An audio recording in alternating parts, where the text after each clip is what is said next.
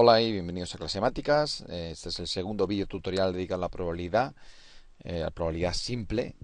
Y bueno, aquí en este vídeo vamos a ver las propiedades más básicas. Es fundamental que veáis antes el primer vídeo de probabilidad, donde se habla de la regla de Laplace y de los experimentos, los tipos de sucesos, etcétera, antes de ver este vídeo de aquí. Entonces, bueno, aquí vamos a ver un poco alguno le va a echar para atrás ya leer lo que aparece en esta pantalla, pero que nadie se asuste. La axiomática de Kolmogorov y las propiedades que se derivan de ella, es decir, las propiedades básicas de la probabilidad. Como por ejemplo, el cálculo de probabilidades de la unión de sucesos compatibles e incompatibles.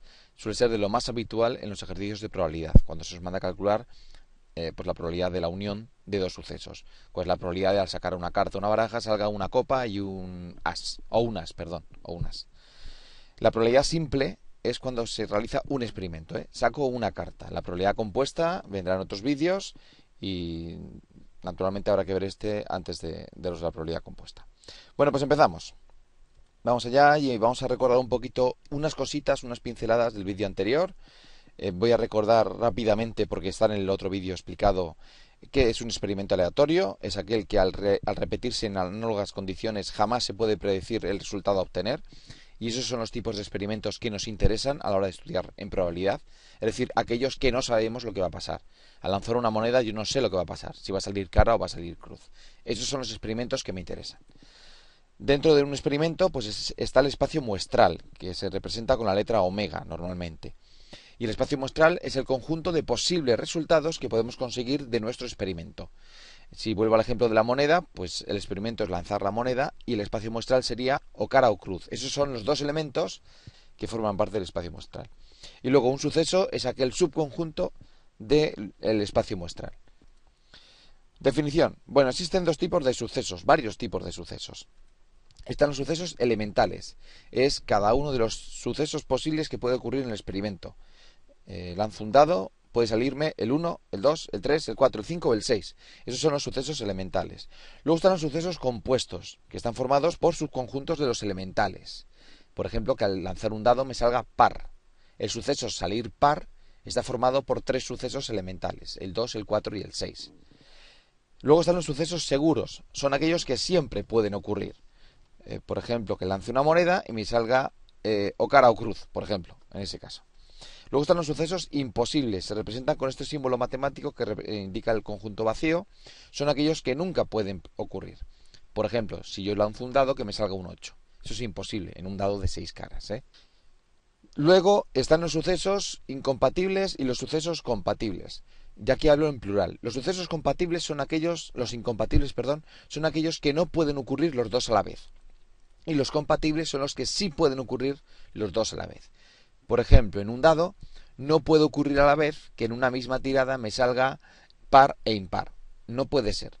Son dos sucesos incompatibles.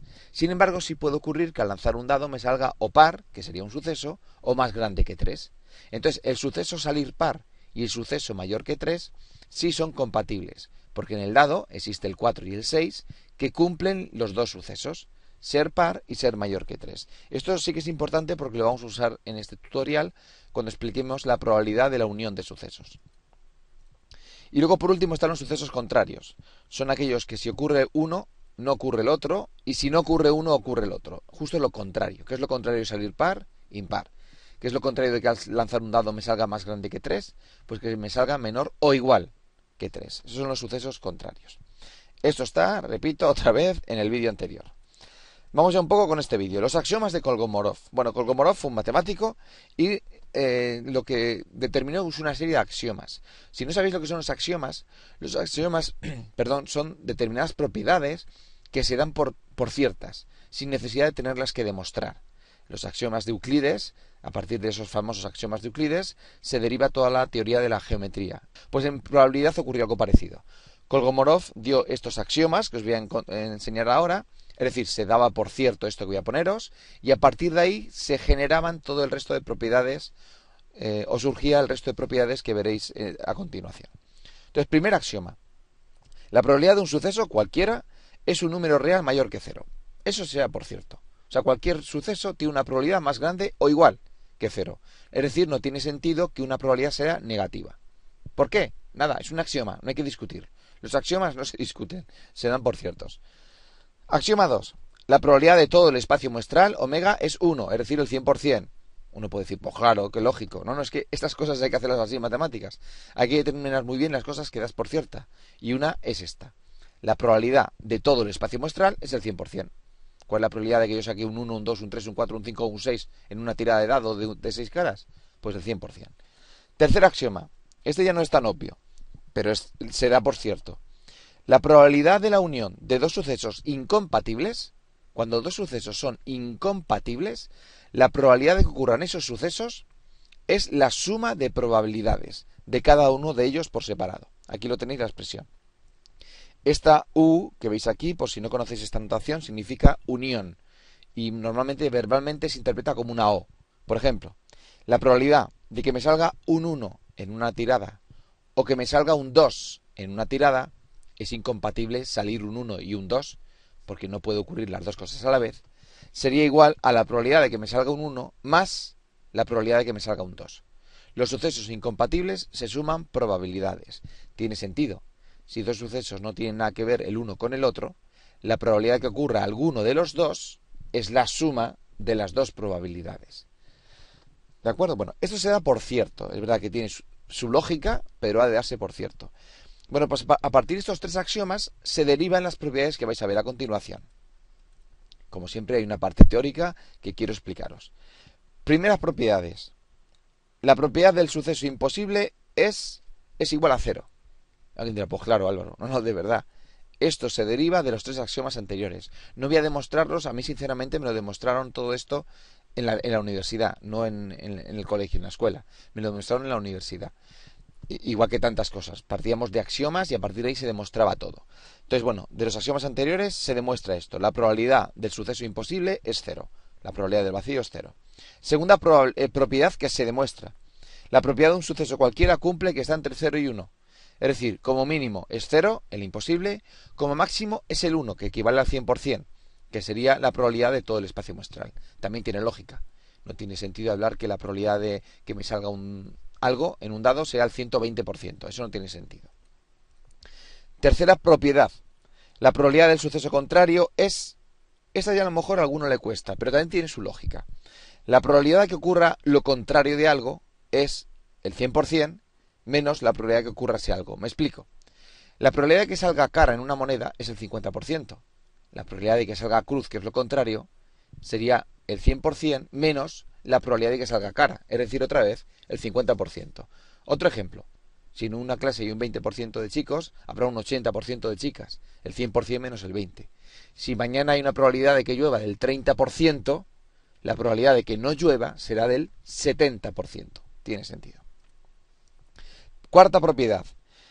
Si se cumple que un suceso está contenido en otro, es decir, si un suceso es más pequeño que otro, por ejemplo, el 2, suceso sacar un 2 en un dado, está contenido en que salga par, entonces la probabilidad de sacar un 2 tiene que ser más pequeña que de salir par. En este vídeo no voy a trabajar sobre esta propiedad, pero esta es otra propiedad que se deriva inmediatamente de los axiomas de Kolmogorov. Por ahora de las que llevamos, quedado sobre todo con la tercera. Quinta propiedad. Si el espacio muestral está dividido en estos sucesos elementales, con E sub 1, E sub 2, E sub 3 se refiere a sucesos elementales, la suma de estas probabilidades siempre ha de dar 1. Se deriva del axioma que el espacio muestral su probabilidad es 1 y se deriva también de que la suma de probabilidades de sucesos incompatibles es la suma de probabilidades de los sucesos aislados. Vamos a ver la sexta propiedad. Esa sí que es también muy importante, la tercera y la sexta. Vamos con ella. Antes de escribiros la propiedad sexta, os voy a recordar uno de los axiomas, el tercero, que decía, la probabilidad de la unión de sucesos incompatibles, es decir, cuando la intersección de dos sucesos es el vacío, no tienen nada en común, este símbolo significa intersecar, quedarse con lo que hay en común. Cuando la intersección es vacía, entonces la probabilidad de la unión, sacar un 2 o sacar un 3, es la suma de probabilidades. Esto es un axioma, se da por cierto. Ahora viene la propiedad sexta. ¿Qué pasa si los sucesos son compatibles? Es decir, tienen parte en común, la intersección no es el vacío. Entonces la probabilidad de la unión es igual a la suma de probabilidades, pero hay que restar luego la probabilidad de la intersección. Luego lo vais a ver en un ejemplo, pero y además va a ser un ejemplo gráfico. Antes de ver los ejemplos, os recuerdo la regla de Laplace que venía en el vídeo anterior. Dado un experimento aleatorio, si todos los sucesos son elementales y el espacio muestral son equiprobables, importantísimo lo de equiprobables, se cumple que la probabilidad de un suceso es igual al número de sucesos que hacen cierto el suceso S dividido entre el número total de sucesos. Lo que se suele decir, por lo menos yo, casos favorables dividido entre casos posibles. Es una proporción. Simplemente me devuelve la proporción de sucesos que me hacen favorable aquel suceso que estoy buscando. Favorables entre posibles. Importantísimo lo de equiprobables. Hablé mucho, os puse ejemplos de cuando no eran equiprobables, así que más motivos para ver el vídeo. Ahora sí, venga, ya empezamos con los ejemplos. Ya se pasó la teoría, vamos a aplicarlo. Se lanza un dado de 6 caras. Si no os digo nada, es el típico dado de parchís, numerado del 1 al 6. Y se anota el valor obtenido. Vale, vamos allá. Aquí tengo mi espacio muestral. Voy a hacer en este caso un dibujo, o sea, lo voy a hacer gráficamente para que veáis esa propiedad sexta que os he explicado antes. Entonces ahí tengo mi espacio muestral. Son los posibles resultados que puedo sacar al lanzar un dado de 6 caras, ¿correcto? El 1, el 2, el 3, 4, 5 y 6. Pues venga, vamos a trabajar con este dibujo. Bueno, dado el suceso 1, obtener un número primo. Venga, vamos a poner un circulito y voy a redondear los números primos, que serían el 2, el 3 y el 5. Ahí los tenéis en verde. Esos son los números primos. Voy con otro suceso. Voy a coger ahora el suceso de obtener un número compuesto. Un número compuesto es aquel que tiene más de 2 divisores. En mi dibujito, los que tienen más de 2 divisores son el 4 y el 6. Pues hago un dibujito y redondeo al 4 y al 6. ¿Qué ocurre con estos dos conjuntos? ¿Tienen algo en común estos dos conjuntos? ¿Tienen algún número que compartan? No, no tienen nada en común. Por lo tanto, estos dos sucesos son incompatibles. Son incompatibles. Si os mandara a calcular la probabilidad de que saliera uno u otro, es decir, la probabilidad de que al lanzar un dado me salga primo o un número compuesto, por tratarse de sucesos incompatibles, podría dividirlo como la suma de las dos probabilidades, y es verdad. Es decir, en realidad lo que estoy calculando es 5 casos favorables de 6 posibles, porque el 1 se ha quedado ahí suelto, pobrecito. Es decir, la probabilidad de que esto sea cierto, o este, sería 5 sextos. Pero lo voy a desmenuzar de esta forma. ¿Cuál es la probabilidad de que se cumpla el suceso 1? Es decir, que me salga primo.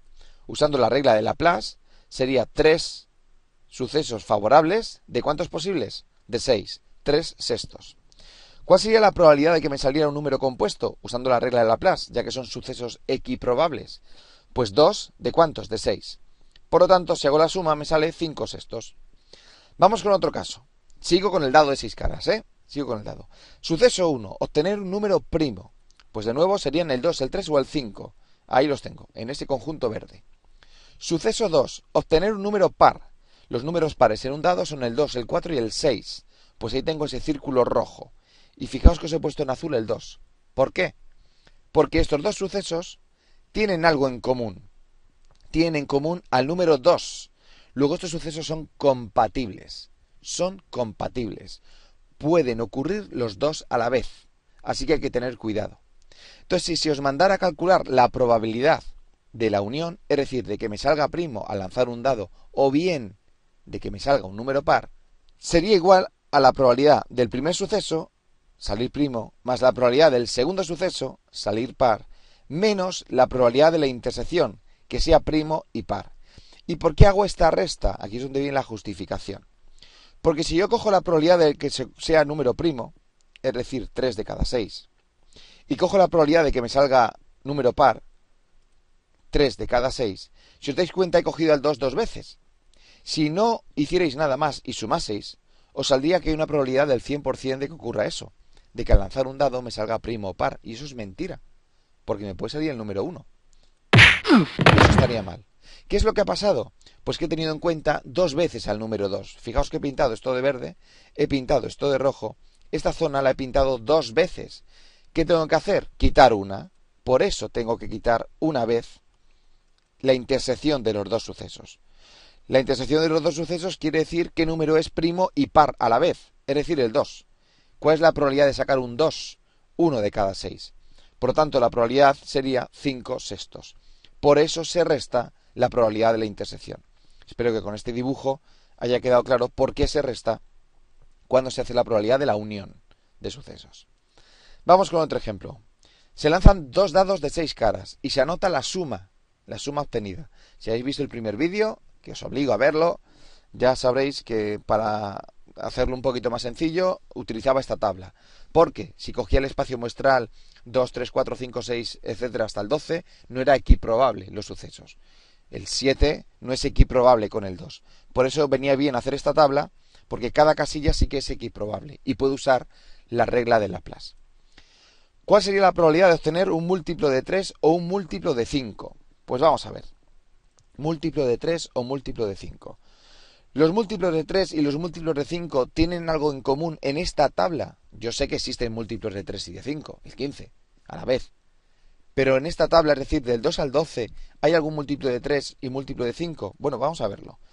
Esta fórmula, la de poner la resta de la intersección, en realidad se puede aplicar también para los sucesos incompatibles. Álvaro, ya me estás liando. No, no te preocupes. Repito, la resta de la intersección se puede poner también en los incompatibles. Al ser incompatibles, esta intersección os va a dar vacío, así que luego en algún momento pondréis un 0. En resumen, os quiero decir que en realidad existe una única fórmula, que es esta. La probabilidad de la unión de dos sucesos es la suma de probabilidades de cada uno de los sucesos menos la probabilidad de la intersección. ¿Cuál es la probabilidad de sacar un múltiplo de 3? Pues venga, vamos a ver nuestra tabla. ¿Cuáles son los múltiplos de 3? Pues está el 3, está el 6, perdón, está el 9 y está el 12. Todos estos números son múltiplos de 3. ¿Cuántos hay en total? Que serían los casos favorables. Pues sería 7 y 5, 12. 12 de 36. Vamos con los múltiplos de 5. Y voy a poner un circulito rojo en los múltiplos de 5. Están los 5 y los 10. Anda, pues no hay nada en común. ¿Cuántos múltiplos de 5 han salido? 8. 8 de 30, perdón, 7. 7 de 36. Vale, por lo tanto, no tienen nada en común. Yo de todas maneras lo busco, lo compruebo. Son incompatibles los sucesos, así que esta parte desaparece. Serían 0 de 36. No hay ningún caso favorable que cumpla esto. Y lo podría dejar así. Por eso os digo que la fórmula esta vale para también los incompatibles. Si son incompatibles te darás cuenta ahora y en algún momento pondrás ese 0. Así que hago esta suma y me queda 19/36. Vale, pues ya tengo la probabilidad de que al lanzar dos dados, la suma me dé un múltiplo de 3 o de 5. 19/36. Vamos con otro suceso. ¿Cuál es la probabilidad de obtener un múltiplo de 2 o un múltiplo de 3? Pues ya un poquito más rápido, lo desmenuzo, la probabilidad de la unión. Voy a calcular la probabilidad de sacar un múltiplo de 3, más la de sacar un múltiplo de 2, menos la intersección. Múltiplo de 3 a escena. Ahí tengo los 3, los 6, los 9 y los 12. Dijimos antes que había 12 de 36. Ahí lo tengo. La probabilidad de sacar múltiplos de 2. Pues venga. Venga, salid. Está el 2. Están los 3 4. Unos cuantos 6. Otros cuantos 8. Los 10 y el 12. En total hay 18 números pares posibles al sumar los dados. 18 de 36. Y ahora vamos con la intersección. Y en este caso sí que hay números que son múltiplos de 3 y múltiplos de 2. Son compatibles. Son aquellos que han salido dos veces en rojo y en verde. ¿Los veis? De todas maneras voy a quitar los otros y ya se ve más claro. ¿Veis? Son justo los que están con verde y rojo. Así que al sumar dos dados, ¿cuántas combinaciones equiprobables tengo para conseguir un múltiplo de 2 y de 3 a la vez? Pues tengo 5 6 y un 12, es decir, 6 de 36. Hago esta operación matemática y me sale 24/36, simplificado 2/3, más o menos un 67% de probabilidad de que me salga un múltiplo de 2 o de 3. Espero ya que con este ejercicio haya quedado más claro esa probabilidad de la unión y que esta fórmula sirve también para los incompatibles. Vamos con un tercer ejemplo. Son 4 ejercicios. Se coge una carta de una baraja francesa sin comodines. La baraja francesa es la del póker, la típica del póker, pero repito que sin comodines. Está formada por ases, doses, treses, cuatros, hasta el 10. Y luego están las figuras, que serían la J, la Q y la K. Es decir, la J, que no sé ahora mismo qué sería, la reina y el rey. Bueno, y hay 4 palos. Es decir, cada palo tiene 13 cartas, del 1, que sería el as, hasta el 10, más 3 figuras, 13 cartas, por 4 palos cada una, corazones, rombos, tréboles y picas, salen 52 cartas en total. Pues ¿cuál sería la probabilidad de que coger una carta y que me saliera un as o una figura? Pues de nuevo sería o as o figura, unión. Pues cojo la formulita, aquí está. Sería la probabilidad de sacar as más la probabilidad de sacar figura menos la probabilidad de sacar as y figura a la vez. ¿Puedo sacar una carta que sea as y figura a la vez? ¿Hay alguna carta que lo sea? No. Son sucesos incompatibles. Por eso esta parte de la fórmula la voy a quitar. Pero la fórmula es la misma. Simplemente que esa parte sería 0. ¿Cuál sería la probabilidad de sacar un as? Vamos a calcular esto. ¿Cuántos ases hay en una baraja francesa de póker? Hay 4 ases. ¿De cuántas cartas posibles hemos dicho? 52. Figuras, ¿cuántas hay? 12. Hay 4 palos y 3 figuras en cada palo. 12. 12 de 52. 16 52avos, simplificado, 4 treceavos. Vamos con otro experimento. ¿Cuál sería la probabilidad de coger una carta y que saliera un trébol o una figura? Vamos con la fórmula. ¿Trébol o figura? Aquí tenéis la fórmula y ahora me planteo esto. ¿Existe alguna carta en la baraja francesa que sea trébol y figura a la vez? Sí. Así que son sucesos compatibles. Además, mira, lo tenéis justo aquí. Estas 3. La J de trébol, la reina de trébol, el rey de trébol. Así que la fórmula se queda tal cual, no la elimino. Ahora voy paso a paso. Primero voy a calcular estos dos. ¿Cuál es la probabilidad de sacar trébol? Pues hay 13 tréboles de 52 posibles, o bien hay un palo de 4 posibles, se podría razonar así, pero bueno. 13 52avos sería la probabilidad de sacar trébol. Sacar figura, ya lo he hecho antes, 12 52avos. Y ahora sacar trébol y figura. Pues ahí tenéis. Tenemos 3 cartas que cumplen esta intersección. Es decir, los he tenido en cuenta aquí, en los 13, y los he tenido en cuenta aquí, en las figuras, en los 12. He contado 2 veces esas 3 cartas. Por eso tengo que quitar esas 3 cartas. Hago esta operación con fracciones y me queda 22 52avos. Simplificado, 11 26avos. Esa sería la probabilidad de que al coger una carta francesa me salga trébol o figura. 11 26avos. Último ejemplo de este ejercicio. Calcula la probabilidad de no sacar ni trébol ni figura. Es decir, que yo cojo una carta y no quiero que sea ni trébol ni figura. Pues he de darme cuenta que esto es el suceso contrario a el anterior, a sacar trébol o figura. Y se expresa con esta raya aquí arriba que significa complementario o contrario. Es decir, este suceso, fijaos bien, que lo contrario de que no me salga ni trébol ni figura, es que me salga trébol o figura. Así que aquí puedo usar la propiedad del suceso contrario. ¿Qué decía? Es decir, uso la propiedad de 1 menos la probabilidad del contrario.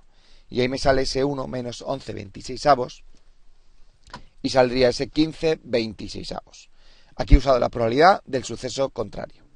Siguiente ejercicio y último. En un colegio hay 28 chicas y 22 chicos. Todos los alumnos cursan una de estas 3 optativas. O cursan latín, o química, o tecnología. Una de las 3. Los 22 chicos se distribuyen en la optativa de esa forma. 4 van a latín, 8 a química, 10 a tecnología. Y las 28 chicas, 12 van a latín, 10 a química y 6 a tecnología. ¿Cuál es la probabilidad de que al coger un alumno al azar ocurra lo siguiente? Pues que curse la optativa de latín. Vale, pues a lo mejor los datos están aquí bastante liados, o liosos, como queráis. Entonces creo que va a venir bien hacer esta tabla. Aquí tengo una tabla donde voy a poner los chicos y las chicas y aquí las optativas que cursan cada uno de ellos. Los chicos me dicen que son 4, 8 y 10 y las chicas 12, 10 y 6. Esta tabla va a venir muy bien. Pues ¿cuál es la probabilidad de que curse latín? Bueno, como los alumnos tienen la misma probabilidad de salir elegidos, nadie me dice que haya ningún alumno preferido, así que puedo usar Laplace, la regla de Laplace. Así que la probabilidad de que salga latín sería igual al número de casos favorables entre casos posibles. ¿Cuántos alumnos cursan latín en el colegio? Pues serían 16, ahí los tenéis. ¿De cuántos posibles? De 50. 28 más 22 serían 50 alumnos en total. Así que la probabilidad de que yo coja un alumno al azar y curse latín sería 16 50avos, simplificado 8 25avos, en porcentaje, pues más o menos no, exactamente un 32%. ¿Cuál es la probabilidad de que curse la optativa de química o bien sea chica? Repito, cojo un alumno al azar. ¿Cuál es la probabilidad de que bien estudie química o bien sea chica? Aquí tengo una unión de 2 sucesos, ser chica y estudiar química. Así que voy a usar la probabilidad de la unión.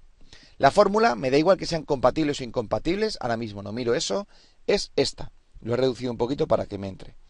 La probabilidad de que estudie química, más la probabilidad de que sea chica, menos la probabilidad de que estudie química y sea chica.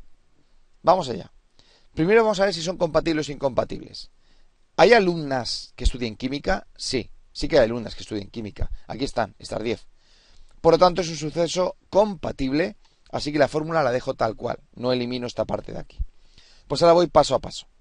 ¿Cuál es la probabilidad de que estudien química? Pues uso la regla de Laplace. ¿Cuántos estudian química? 18. ¿De cuántos posibles? 50. 18 de 50. Siguiente paso. Probabilidad de que sean chicas. ¿Cuántas chicas hay en el colegio? Podría sumar esta columna, o bien podría recordar el enunciado, que me decían que eran 28. ¿28 de cuántos? De 50. Y por último, ¿cuál es la probabilidad de que sea chica y estudie química? Pues bueno, ¿cuántos alumnos son chicas y estudian química? Pues ahí lo tenéis, ¿no? 10. ¿10 de cuántos? De 50. Se restan. ¿Por qué los resto? Y lo explico por última vez. Porque estas 10 chicas que estudian química y son chicas, las he tenido en cuenta aquí y aquí. 2 veces he sumado a esas 10 chicas. Por eso tengo que quitarlas al menos una vez.